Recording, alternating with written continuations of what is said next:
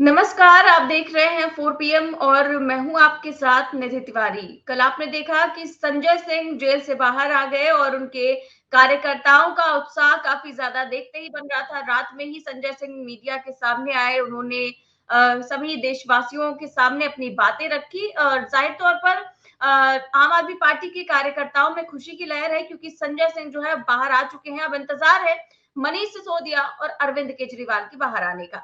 लेकिन उससे पहले आपने देखा था अभी कुछ दिनों पहले ही अरविंद केजरीवाल को सीएम पद से हटाने की याचिका जो है वो लगाई गई थी, लेकिन हाईकोर्ट ने उस मांग को खारिज कर दिया था और इसके बाद फिर से जो है वो बीजेपी हाईकोर्ट पहुंच गई और दिल्ली शराब नीति मामले में ईडी की रिमांड पर चल रहे अरविंद केजरीवाल को पद से हटाने के लिए एक बार फिर से हाईकोर्ट में याचिका दाखिल कर दी। हाईकोर्ट ने अब इस एक बार फिर से इस याचिका को खारिज कर दिया है और मामले की सुनवाई के दौरान उन्होंने कहा कि लोकतंत्र को अपने तरीके से काम कर दे, कोर्ट इसमें काम करने दे और कोर्ट इसमें किसी भी तरह से दखल अंदाजी नहीं कर सकता है। इस पर केवल राष्ट्रपति ही फैसला दे सकती है या फिर वहां का शासक। तो इस तरह से अरविंद केजरीवाल को हाई कोर्ट से आज फिर से बड़ी राहत मिल गई क्योंकि सभी की निगाहें इस पर थी कि दोबारा से जब ये मामला हाई कोर्ट में पहुंचा है तो दोबारा इस मामले को लेकर हाई कोर्ट क्या कहता है कि उन्हें सीएम पद से हटाया जाता है कि नहीं हटाया जाता। तो जो है शुरुआती तौर पर ये सीएम केजरीवाल के लिए काफी बड़ी राहत है। तो वहीं दूसरी ओर केजरीवाल ने भी गिरफ्तारी के खिलाफ हाईकोर्ट का दरवाजा खटखटाया है, जिस पर कल आपने देखा कि दिन भर सुनवाई चली और कम से कम 4 से 5 घंटे तक उनकी याचिका पर सुनवाई चली और कोर्ट ने फैसला जो है वो सुरक्षित रख लिया। और आज कोर्ट इस बात का फैसला जो है सुनाएगा कि केजरीवाल को जमानत दी जाएगी या फिर नहीं, या फिर उन्हें अभी भी न्यायिक हिरासत में रहना चाहिए। तो कल तमाम दलीलें हुई केजरीवाल के वकील की तरफ से भी और दिल्ली हाई कोर्ट जब मामला ये सुनवाई चल रही थी उसमें तो जो है ईडी के वकील की तरफ से भी काफी सारी दलीलें रखी गई। कल हमने इस पर प्रोग्राम किया था, आपने देखा होगा। और कल ही इस पर फैसला जो है वो सुरक्षित रख लिया गया। आज जाहिर तौर पर इस पर फैसला आ सकता है। तो एक मामले में तो केजरीवाल को राहत मिल गई है, अब दूसरे मामले में राहत मिलती है या फिर नहीं मिलती है ये आज पता चलेगा। तो इस पर हम चर्चा करेंगे और इस चर्चा में हमारे साथ प्रोफेसर अखिल स्वामी सर मौजूद है। सर बहुत बहुत स्वागत है आपका। सर आपने देखा कि बीजेपी जो है वो बार-बार हाई कोर्ट पहुंच जा रही है केजरीवाल को सीएम पद से हटाने के लिए। क्या ये पूरा जो माजरा चल रहा है, जो केजरीवाल को जेल में डलवाया गया है, वो सिर्फ और सिर्फ इसीलिए कि केजरीवाल जो है वो मुख्यमंत्री ना रह सके और जो है बीजेपी किसी ना किसी तरह उनके विधायकों को तोड़े और वहां पर अपनी सरकार बना ले। लेकिन केजरीवाल ऐसा होने नहीं दे रहे हैं। आम आदमी पार्टी चाहती ही नहीं है कि कोई और मुख्यमंत्री बने। तो ये सारी कोशिशें नाकाम नजर आ रही हैं। देखिए निधि, आपने कल संजय सिंह का भाषण सुना होगा और उस भाषण से जो मैसेज गया है पूरे देश में नहीं पूरे विश्व में और वायरल हो गया वो उनका भाषण, एक प्रकार से उन्होंने वो प्रतिरूप स्थापित करने की कोशिश की जो आजादी मिलने से पहले क्रांतिकारियों के बीच में था। वो छूटने के बाद अपने घर बाद में गए, पहले वो अरविंद केजरीवाल के घर गए और अरविंद केजरीवाल की पत्नी के पैर छू के उन्होंने आशीर्वाद लिया। संजय सिंह की पत्नी ने कहा कि हम कोई उत्सव नहीं मनाएंगे, कुछ नहीं मनाएंगे जब तक कि अरविंद केजरीवाल की, मनीष सिसोदिया की और सत्येंद्र जैन की रिहाई नहीं हो जाती। नंबर एक, जो बात आपके साथ चर्चा में मैं पहले भी कह चुका हूं, जबकि बहुत सारे बुद्धिमान लोग, प्रबुद्ध लोग मेरी बात से सहमत नहीं थे कि अरविंद केजरीवाल को इस्तीफा नहीं देना चाहिए, बिल्कुल नहीं देना चाहिए, क्योंकि अगर वो इस्तीफा दे देंगे तो एक मैसेज जाएगा कि उन्होंने कोई गलती की है। अगर आप इस्तीफा नहीं देते, क्योंकि एक निर्दोष आदमी को इस्तीफा देने की पहली बात तो कोई आवश्यकता नहीं। दूसरा, संजय सिंह ने जो कल कहा, कल ये केरला के चीफ मिनिस्टर को, वेस्ट बंगाल के चीफ मिनिस्टर को, तेलंगाना के चीफ मिनिस्टर को, कर्नाटका के चीफ मिनिस्टर को, तमिलनाडु के चीफ मिनिस्टर को किसी भी फर्जी केस में ईडी द्वारा अरेस्ट करा लेंगे। इनको एक रास्ता मिल जाएगा। ये सारे अपोजिशन रूल्ड स्टेट्स के चीफ मिनिस्टर्स को, पंजाब के चीफ मिनिस्टर को अरेस्ट करा लेंगे और कहेंगे इस्तीफा दो। अच्छा, जो नया चीफ मिनिस्टर आएगा उसको भी अरेस्ट कर लेंगे, क्योंकि इनके पास तो ईडी है, इनकी मित्र तो ईडी है। ईडी को किसी प्रमाण की आवश्यकता नहीं है, किसी मनी ट्रेल की आवश्यकता नहीं है। वो तो किसी निर्दोष आदमी को बंद करेगी, वो इस्तीफा देगा, कहेंगे देखो चोर था इसलिए इस्तीफा दे दिया, नया आया वो भी चोर था हमने उसे भी बंद कर दिया, माने किसी को बाहर नहीं रहने देंगे। तो अरविंद केजरीवाल ने और संजय सिंह ने और मनी, ये हर जगह कोशिश कर रहे हैं इनके बीच में मतभेद पैदा करने की, और जितनी ज्यादा कोशिश कर रहे हैं मतभेद पैदा करने की, उतनी ज्यादा एकजुटता हो रही है, क्योंकि वो विभत्स रूप जनता को दिख रहा है। मैं विभत्स रूप कह रहा हूं। 2024 के बाद, जून के बाद, चुनाव के बाद अगर ये सत्ता रह गई, किसी भी पैसे वाले आदमी को झूठे केस में ईडी अंदर करेगी, पूरा आधी संपत्ति उसकी लेगी, उसके मकान अपने नाम लिखाएगी और उसके बाद छोड़ेगी। हमें ऐसा शासन नहीं चाहिए। पहले मनी ट्रेल लाओ, पहले प्रूफ लाओ। एक नया संशोधन जो तुमने किया था, ये जो नया एक्ट लेके आए थे जिसके तहत पीएमएलए एक्ट था, उसमें नया संशोधन जो 2017 में किया है उसको वापस लो। जो ओनर्स ऑफ प्रूफ होना चाहिए वो ईडी के पास होना चाहिए, और ईडी जो है पहले सिद्ध करे और उसके बाद उस आदमी को अरेस्ट करे, और जब उसे सजा हो जाए तब वो अपने मंत्री पद से इस्तीफा दे। अरविंद केजरीवाल ने बहुत बढ़िया निर्णय लिया है, लोकतंत्र को बचाया है, केवल आम आदमी पार्टी को नहीं बचाया है। और अब माननीय कोर्ट जो निर्णय ले वो तो शिरोधार्य है, जो कहेंगे अच्छा है, लेकिन बीजेपी के लिए बहुत अच्छा है कि अगर उनकी सुनवाई होती है तो ईडी से कहे कि सत्येंद्र जैन को, मनीष सिसोदिया को, अरविंद केजरीवाल को, किसी की भी ईडी का विरोध नहीं करना चाहिए और इन लोगों को छोड़ देना चाहिए, क्योंकि अगर छोड़ेंगे तो इनको 150 सीटें मिल जाएंगी, और अगर नहीं छोड़ेंगे तो बीजेपी 50 सीट पे सिमट जाएगी। जी, बिल्कुल सर। जिस तरह से हम देख रहे हैं कि केजरीवाल को लेकर लगातार कोर्ट पहुँच जा रही है बीजेपी, और दूसरा ये कि सर कल आपने क्या-क्या दलीलें देखी होंगी ईडी के वकील की तरफ से कि उन्होंने सीधे-सीधे किसी की मौत को लेकर बोल दिया कि आपने किसी की हत्या की होगी, और आप कहेंगे चुनाव से पहले हत्या की तो क्यों गिरफ्तार कर लिया? और फिर दूसरी तरफ जो है दलीलें दी जा रही थी इधर से कि चुनाव से पहले किया गया, ये बहुत ही गलत बात है। उन दलीलों को लेकर आप क्या कहना चाहेंगे? भाई देखिए, आज की तारीख में पूरे हिंदुस्तान के सामने बिल्कुल साफ है कि हाँ, ये संजय सिंह ने भी कहा, घोटाला हुआ है, दवा घोटाला हुआ है, लेकिन दवा घोटाला आम आदमी पार्टी के नेताओं ने नहीं किया है, बीजेपी ने किया है। सिद्ध कैसे होता है? देखिए, मनी ट्रेल की बात हो रही है, पैसा मिला। भाई अगर कोई फेवर दिया तो पैसा मिलना चाहिए। हाँ, पैसा मिला। पैसा किसको मिला? पैसा आम आदमी पार्टी को मिला क्या? नहीं मिला। पैसा किसको मिला? बीजेपी को मिला। कितना मिला? 55 करोड़ मिला। तो अगर बीजेपी ने घूस ली तो आज किससे ली? उस आदमी से ली जिसको अरेस्ट किया था और जिसके पिता को तेलुगु देशम पार्टी से टिकट दिला दिया। इसका माने जो सारे डॉक्यूमेंटल और सर्कमस्टेंशियल एविडेंस है वो ये कह रहे हैं कि घोटाला आम आदमी पार्टी के नेताओं ने नहीं किया, बल्कि बीजेपी के नेताओं ने किया। भाई आप ये बताइए, आप निधि ये बताइए, मान लीजिए मैं मान लीजिए नेता होता और मेरे यहां चुनावी बॉन्ड लेके दाऊद इब्राहिम आते और मुझे पता होता ये दाऊद इब्राहिम है, मैं उनसे चुनावी बॉन्ड लेता क्या? नहीं लेता ना। मैं जानता हूं देश विरोधी आदमी है। हाँ, ये अगर मुझे आशा होती, जैसा स्टेट बैंक ऑफ इंडिया ने कोशिश की, अंतिम दांव तक कोशिश की कि इसकी जानकारी जनता को न मिले, सुप्रीम कोर्ट को गुमराह करने की भी कोशिश की, लेकिन सुप्रीम कोर्ट अड़ा रहा।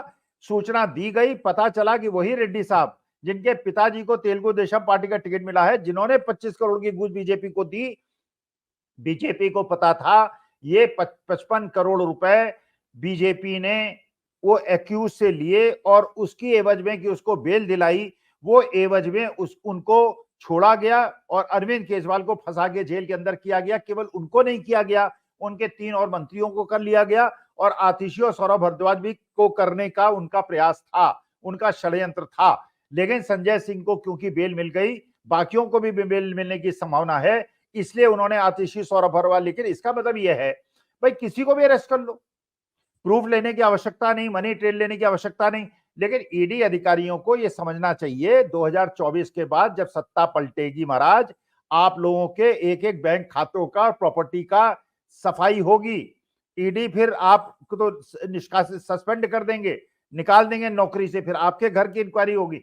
तो कृपा करके संविधान के अगेंस्ट मत जाइए, कानून के अगेंस्ट मत जाइए, राजनीतिक आकाओं को खुश करने के लिए कानून के विरुद्ध मत जाइए। वरना मैं आप लोगों का केवल निवेदन, मेरी उम्र आप लोगों से, अधिकारियों से ज्यादा है, मैं आपसे हाथ जोड़ के प्रार्थना करता हूं, देश के कानून को, संविधान को और जो निष्पक्ष हमारी सारा जीवन शैली है भारतीयों की, उसके विरोध में मत जाइए, वरना भगवान बहुत ज्यादा कुपित होंगे। और आप देखिएगा, जैसे एक नारा लगा था ना, हम उनको लाएंगे जो राम को लाए हैं, और जब से राम आए हैं तब से चुनावी बॉन्ड का घपला खुल गया है। तो भगवान राम आने के बाद, अभी भगवान राम आए 3 ही महीने तो वो इनके अनुसार जो अयोध्या में आए हैं, आते ही उन्होंने अपने हनुमान जी से गदा चलवा दी, चुनावी बॉन्ड इनका खुल गया, संजय सिंह को बेल मिल गई। तो भगवान श्री राम ने आकर मर्यादाएं स्थापित कर दी हैं, और जो मर्यादाओं के अगेंस्ट जाएगा, चाहे वो ईडी हो, चाहे सीबीआई हो, चाहे पुलिस हो, या अखिल स्वामी हो, या निधि तिवारी हो, हमको निष्पक्ष रूप में हमारा विवेचना होगी। अगर हम दोषी होंगे हमें सजा मिलेगी, नहीं होंगे छूटेंगे। लेकिन केवल अपोजिशन वालों को डराने के लिए और ये फोर्स करने के लिए कि वो बीजेपी ज्वाइन कर लें, अगर इस प्रकार से अधिकारी कानून का दुरुपयोग करेंगे तो कृपा करके उनको ऐसा नहीं करना चाहिए। जी बिल्कुल सर। और आपने देखा कि संजय सिंह कल ही जेल से बाहर आए और आज उन्होंने पहले तो महात्मा गांधी जो है उनसे आशीर्वाद दिया और उसके बाद जो है मीडिया के सामने आए और क्या कुछ कहा है, एक बार बयान सुनवाना चाहूंगी। नमन करने, प्रार्थना करने, आशीर्वाद मांगने के लिए यहाँ आया था अपने साथियों के साथ, थोड़ा नीचे रखिए भाई, हमारे माननीय विधायकों के साथ। हमने बापू को हमेशा इसलिए याद किया कि उन्होंने अंग्रेजों के शासन के खिलाफ लड़ाई लड़ी। क्यों लड़ी? क्योंकि इस वक्त बोलने की आजादी नहीं थी, स्वतंत्रता के साथ जीने की आजादी नहीं थी, और इसलिए बापू ने इस देश को आजाद कराने के लिए अपना पूरा जीवन न्यौछावर कर दिया। आज आजादी के 77 साल के बाद ऐसी ही परिस्थिति इस देश में पैदा हो गई है। हम लोगों ने गांधी जी की समाधि पर यह प्रार्थना किया कि हे प्रभु, हे राष्ट्रपिता जी, आप जहां कहीं भी हैं, इस सरकार को भी सन्मति दें, इस सरकार को भी सद्बुद्धि दें कि वो इस देश के लोगों की आजादी के साथ, स्वतंत्रता के साथ, लोकतंत्र के साथ, संविधान के साथ खिलवाड़ करना बंद करे। आज जिस प्रकार से एक निर्वाचित मुख्यमंत्री, दिल्ली के 2 करोड़ लोगों के द्वारा चुने गए मुख्यमंत्री को पकड़ के जेल में डाल दिया गया, ये तानाशाही की शुरुआत है। एक निर्वाचित मुख्यमंत्री को झारखंड में जेल में डाल दिया गया, और पता नहीं कितने विपक्षी मुख्यमंत्रियों के लोग पकड़ के जेल में डालने की तैयारी कर रहे हैं। ये इस देश के लोकतंत्र और संविधान के लिए बहुत बड़ा खतरा है, और इसलिए हम सबको मिलकर लड़ना है। ऐसा ही आशीर्वाद मांगने के लिए बापू की समाधि पर हम लोग आए थे। सर, आपको लगता है कि संजय सिंह जिस तरह से मुद्दे उठाते हैं, जिस तरह वो राज्यसभा में बोलते हैं, जैसे बाहर वो आवाज उठाते हैं आम आदमी पार्टी की या आम आदमी की आवाज उठाते हैं, उससे अब जब वो जेल से बाहर आ गए हैं तो उससे आम आदमी पार्टी को अब काफी बल मिलेगा चुनाव से पहले? नहीं, आम आदमी पार्टी की बात केवल मत कीजिए, आप बात कीजिए इंडिया की। ये लोग सब मिली जुली लड़ाई है, और ये सब लोकतंत्र समर्थक, संविधान को बचाने के लिए संघर्ष करने वाले हिंदुस्तान के हर उस आदमी की लड़ाई है जिसको रिप्रेजेंट संजय सिंह कर रहे हैं। पहले अनिल देशमुख ने किया था, संजय राउत ने किया था, मनीष सिसोदिया ने किया था। तो ये कोई एक पार्टी का प्रश्न नहीं है, ये है देश के संविधान और लोकतंत्र को बचाने का प्रश्न। इसमें किसी पार्टी विशेष का नाम नहीं लिया जाए, पहली बात। दूसरी बात यह है कि संजय सिंह का भाषण इतना ओजस्वी भाषण था। अब ये जहां जहां सभा करेंगे वहां वहां बीजेपी के पैर उखड़ेंगे। और आपने देखा, देखिए एक और चीज का नोट कीजिएगा निधि, गुजरात के अंदर पुरुषोत्तम रूपाला जो इनके मोदी जी के खासम खास आदमी हैं, इन्होंने क्षत्रिय समाज के लिए इतनी विभत्स टिप्पणी की है, इतनी विभत्स, इतनी गंदी टिप्पणी की है कि पूरा गुजरात का क्षत्रिय समाज की औरतें सड़क पे हैं। उन्होंने कसम खा ली है कि हम बीजेपी को सत्ता में नहीं। गुजरात की स्थिति है ये, और गुजरात राजस्थान से लगा हुआ है, और राजपूत समाज बहुत ज्यादा हरियाणा में, वेस्टर्न यूपी में और ये राजस्थान के अंदर बहुत शक्तिशाली समाज है। क्षत्रियों के मतलब कहते हैं कि हम हिंदू समर्थक हैं, ये राजपूतों के पीछे पड़े हुए हैं, जाटों के पीछे पड़े हुए हैं, यादवों के पीछे पड़े हुए हैं, ब्राह्मणों के पीछे पड़े हुए हैं। अरे भैया, सभी के पीछे पड़ जाओगे तो छोड़ोगे किसको? बनिया को बंद कर दिया, जैनी को बंद कर दिया, ठाकुरों को बंद कर दिया, ब्राह्मणों की झोपड़ी में आग लगा दी, विनय शंकर तिवारी के यहाँ ईडी सीबीआई की रेड कर दी। तुम किसी को छोड़ोगे? या केवल एक समाज है जिस समाज का रिप्रेजेंटेशन महाशय करते हैं, उसके अलावा हिंदुस्तान में कोई दूसरा समाज नहीं है क्या? अरे आप पहले आपने बांटा हिंदू मुसलमान में, फिर बांटा हिंदू सिखों में, फिर बांटा हिंदू क्रिश्चियनों में, अब हिंदुओं के अंदर राजपूतों के पीछे पड़ गए हो, जाटों के पीछे पड़ गए हो, यादवों के पीछे पड़ गए हो। आखिर तुम हिंदुस्तान को भंग भंग टुकड़े टुकड़े क्यों करना चाहते हो? हमारे 142 करोड़ों को मिलजुल कर रहने की अनुमति क्यों नहीं दे रहे हो? तो ये क्या है? ये कैसे हिंदू पक्षधारी लोग हैं? शंकराचार्य का अपमान करते हो, जो शुद्ध सनातनी हैं उनका अपमान करते हो, शास्त्रों का अपमान करते हो, वेदों का अपमान करते हो। अरे, और ऐसे लोग हमारे शास्त्रों के ज्ञाता और परम पूजनीय शंकराचार्यों का अपमान करते हैं, जो खुद सनातन परंपराओं का वो करते हैं, उल्लंघन करते हैं। तो किसी समाज को इन्होंने नहीं छोड़ा। इनके पास एक भक्त समूह है केवल, व्हाट्सएप यूनिवर्सिटी वाला। अब वो व्हाट्सएप यूनिवर्सिटी के भक्तों के अलावा इनका कोई, और उसमें पहले 35% थे और अब वो घट के 20% हो गए। निधि, आसपास जितने भी आपके भक्त श्रेणी के लोग हैं, अगर आप भी हैं तो अपना मानसिक जो वो है उसको चेंज कीजिए, देश के साथ खड़े होइए, संविधान के साथ खड़े होइए और लोकतंत्र के साथ खड़े होइए। तानाशाही का समर्थन अगर आपका कोई भी मित्र या परिवारजन या आप करते हैं तो इसका माने देश के साथ आप एक प्रकार का अनाचार करते हैं। जी, बिल्कुल, लेकिन आपने इंडिया गठबंधन की बात की और उसी गठबंधन के जो मजबूत नेता है, जो बड़े नेता प्रवक्ता हैं, वो साथ छोड़-छोड़ कर जा रहे हैं। आपने देखा कि जो इंडिया गठबंधन में सबसे प्रमुख दल है कांग्रेस, उसके एक बेहद ही आज अच्छे प्रवक्ता जो रहे हैं, गौरव वल्लभ, उन्होंने इस्तीफा दे दिया और बीजेपी जॉइन कर ली, और उन्होंने भी जो कारण बताए हैं और जिस तरह की बातें रखी हैं अपने इस्तीफे में, उस पर आप क्या कहना चाहेंगे? आखिर क्यों जो है कांग्रेस से बार इतने सारे बड़े-बड़े नेता जा रहे हैं? देखिए रिद्धि, होता क्या है, जो बहुत ज्यादा पढ़े लिखे लोग होते हैं उनकी एक समस्या होती है। बहुत पढ़े लिखे आदमी हैं, आईआईएम में पढ़े हैं, विदेश में पढ़े हैं, पता नहीं कहाँ कहाँ पढ़ाया है, बहुत प्रबुद्ध आदमी है, बुद्धिजीवी आदमी है। ये लोग जब राजनीति में आते हैं तो इनकी अपेक्षाएं बहुत ज्यादा बढ़ जाती हैं। ये समझते हैं मैं इतना अच्छा बोल रहा हूं और मैं इतना ज्यादा प्रयास कर रहा हूं तो मुझे राज्यसभा का टिकट क्यों नहीं मिलता है? अच्छा, टिकट मिला उन्हें विधानसभा का उदयपुर से, अब वो इलेक्शन हार गए। अच्छा, अच्छे खासे राजस्थान के अंदर लोग जीते, 77-76 पता नहीं कितने सीटें जीती कांग्रेस, और ये महाशय जो है इलेक्शन हार गए। अब इन लोगों को, जो बड़े प्रबुद्ध लोग हैं, बुद्धिजीवी हैं, इसलिए मैं आपको बुद्धिजीवी नहीं कहता हूं, मैं अपने को आम आदमी कहता हूं, सामान्य जन कहता हूं, क्योंकि अगर मैं बुद्धिजीवी तो एक अहंकार आ जाता है, मैं इतना बुद्धिजीवी, इतना बुद्धिमान। मैंने संबित पात्रा से करोड़ की गिनती गिनवा दी थी, और वो आदमी, अच्छा ये भी उनका स्पष्टीकरण देखिए, वो कह रहे हैं इसलिए छोड़ रहा हूं कि संगठित रूप से नहीं लड़ रहे हैं, प्लान्ड वे में। अबे यार, जिससे प्लान्ड वे में लड़ने की बात तुम कर रहे हो, जिसके खिलाफ लड़ने की बात कर रहे हो, उसी को ज्वाइन कर रहे हो।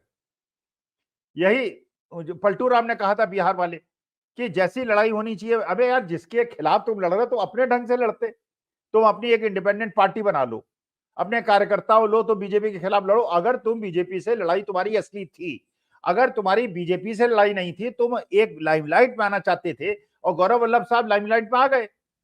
इसमें कोई, अच्छा एक वो है बॉक्सर साहब, वो कह रहे हैं मैं रात में सोया था ट्वीट करके कांग्रेस के फेवर में, रात में सपना आया और सुबह उठ के मुझे लगा गलत पार्टी में, मैं बीजेपी में चला जाता हूं।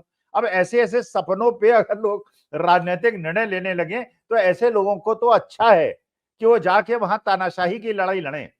और अब गौरव वल्लभ साहब ये बताएं हमारे साथ चर्चा में, और अगर मौका मिले निधि तो अपने ही कार्यक्रम में 4 PM में एक मेरी और गौरव वल्लभ साहब की चर्चा करा दीजिए। वो भी प्रोफेसर है, मैं भी प्रोफेसर हूं, वो मुझसे ज्यादा पढ़े लिखे हैं, मैं उनसे कम पढ़ा लिखा हूं। वो मुझसे ज्यादा प्रबुद्ध है, मैं उनसे कम प्रबुद्ध हूं, लेकिन चैलेंज करता हूं गौरव वल्लभ साहब को मेरे साथ। भाजपाई हो गए हैं, अब नहीं आएंगे। हमने कई बार कोशिश की है सर, कई बीजेपी नेताओं को बुलाने की, और वो कहते हैं नहीं नहीं नहीं, हम 4 PM पे तो नहीं आएंगे, 4 PM पे नहीं आएंगे। नहीं तो आप एक 6 PM एक नया, आप 6 PM एक नया चैनल खोल लीजिए। 6 PM 8 PM मत खोलिएगा, 6 PM खोल लीजिए और 6 PM पे मेरी और गौरव वल्लभ की या संबित पात्रा से मेरी चर्चा करा दीजिए। बिल्कुल सर। और आपको लगता है क्या आज जो हाईकोर्ट में सुनवाई पर जो फैसला आने वाला है, कल तो सुनवाई हुई और जो तर्क दिए गए आपने देखे ही, तो आज आपको लगता है कि केजरीवाल को जो है बीजेपी छूटने देगी, जेल से बाहर आने देगी? नहीं, वही मैंने जैसे आपसे कहा, देखिए मैं माननीय कोर्ट के किसी भी आदेश के प्रति कोई संभावना व्यक्त नहीं करना चाहता। जो उनका विवेक है, जो करें वो अच्छा। मैं तो राजनीतिक टिप्पणी कर सकता हूं। अगर नहीं छोड़ेंगे तो ज्यादा बुरी हालत होगी, छोड़ देने पे कम बुरी हालत होगी।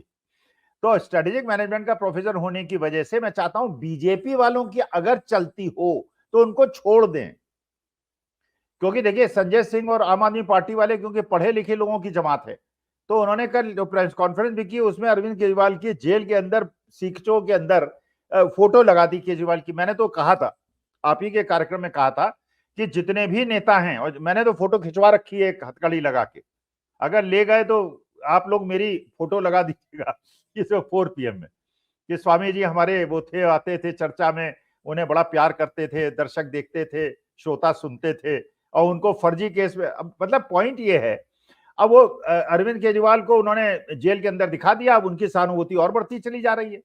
अच्छा, 2 आंसू जो केजरीवाल की पत्नी के बह रहे हैं, उससे सहानुभूति और बढ़ रही है। संजय सिंह के क्रांतिकारी भाषण से सहानुभूति और बढ़ रही है। तो सहानुभूति इतनी ज्यादा न बढ़ जाए कि कहीं बीजेपी फिर 2 सीट पे पहुंच जाए। जी बिल्कुल सर, बहुत बहुत शुक्रिया सर आज की परिचर्चा में भाग लेने के लिए। तो आप देख रहे थे, हम चर्चा कर रहे थे अरविंद केजरीवाल की जमानत को लेकर। एक तरफ तो उन्हें हाई कोर्ट से राहत मिल गई है कि उनको अब सीएम पद से नहीं हटाया जाएगा, इस पर कोर्ट कोई फैसला नहीं लेगा। तो दूसरी ओर अभी राहत मिलने की उम्मीद है एक और कि उन्हें रिहाई मिलेगी या फिर नहीं मिलेगी, जमानत मिलेगी या फिर नहीं, क्योंकि आज जो है, कल हाईकोर्ट ने फैसला अपना सुरक्षित रख लिया था। आज उस पर फैसला जो है सुनाना है हाईकोर्ट को कि केजरीवाल को जमानत दी जाएगी या फिर नहीं दी जाएगी। तो देखते हैं क्या कुछ होता है। फिलहाल कैसी लगी आपको ये चर्चा, हमें कमेंट बॉक्स में जरूर बताएं। चैनल को सब्सक्राइब भी करें और ज्वाइन भी। नमस्कार।